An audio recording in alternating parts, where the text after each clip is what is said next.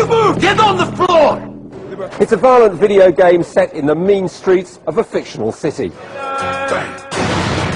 To its fans, it's a work of more creative genius and selling power than any Hollywood blockbuster. Shut him up! To its critics, it's an adult game which is bound to get into the hands of children and cause them harm.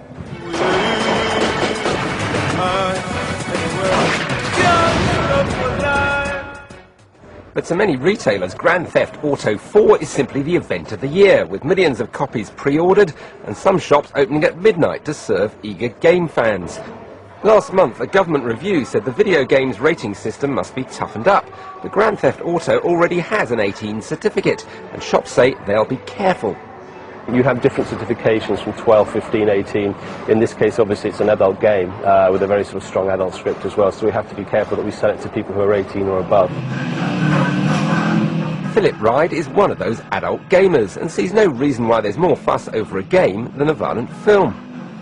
I've been playing violent video games for the past 7 years, and has it affected me? No. To date, I haven't killed anybody that I can remember. And for me, going into a store and saying, oh, it's an 18 film or it's an 18 game, that's fine. You know, I'm over that age, so for me, it's not an issue. If it's something that I want or an experience that I want, then I'll, go ahead and buy it. You're getting jacked! Gamers say we should be celebrating a British success story.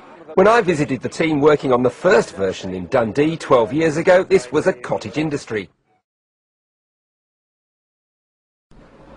Now, all the people in here are working on what DMA hopes will be its new blockbuster. It's a game called Grand Theft Auto. It's got to be finished by the end of June, so they're involved in some pretty hard work in here. It's all about a car chase through the streets of a fictional, probably American city. Here are some of the maps they've been working on. And Dave here is one of the software designers who's been trying to put it together. Dave, just explain the point of the game. Well, it's a mission-based driving game where you're basically driving around the city, stealing cars, running over pedestrians. And pretty tame stuff then. Well, yeah, staying away from emergency services, police, and that sort of thing. Driving in traffic. You've just got out of the car? Indeed. Well, we can go and we can take any car we want. Right, you've just stolen a car, fine. What's your job then? What are you doing here? Well, I've been doing the basic car movement and also the dummy pedestrians and the object reactions. And basically it's just getting the cars to look good and run fast, and having the people wandering about and making them look like a real crowd in the city streets. You're coming up against a deadline now. What's the working pattern here like? Well, when we need to, we work late.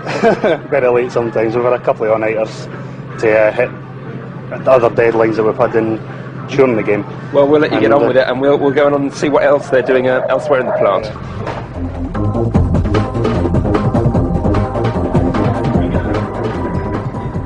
Now, this is DMA's music department. As you can see, they do use real instruments here. Let's find out what they've been doing for the Grand Theft Auto project. Craig, what have you been contributing?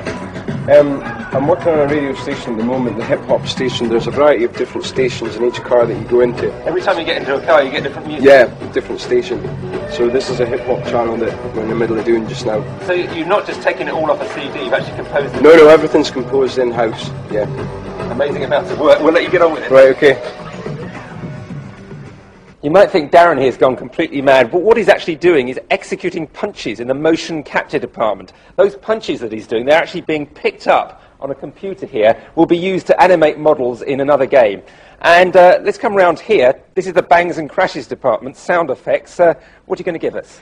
Well, we've got a car approaching, skidding around the corner, and then finally crashing. Right, let's hear it. Here he goes. Comes around the corner. Sounds a pretty serious crash. Oh, there it goes again. It's getting worse. Now this is what sounds like a real dream job. This is the testing department, and Gordon and Fiona here just get to play Grand Theft Auto all day. Gordon, is there anything more to it than just being a games player?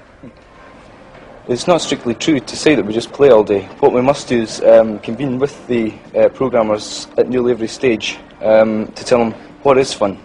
A programmer has an idea of what a game should do, but a programmer's ideas aren't always fun. Now, Fiona, the only woman in a room full of boys, yeah. How do you cope with it? Well, I'm used to it. I went to college for about 2 years, and I was the only female there, so you just really get used to it. And how did you get this job? Well, like I said, I went to college and saw the job advertised one day in the paper and applied. And you've always played that was computer it. games? From a very early age, yep. Okay, well, we'll let you get on with it. Thank you.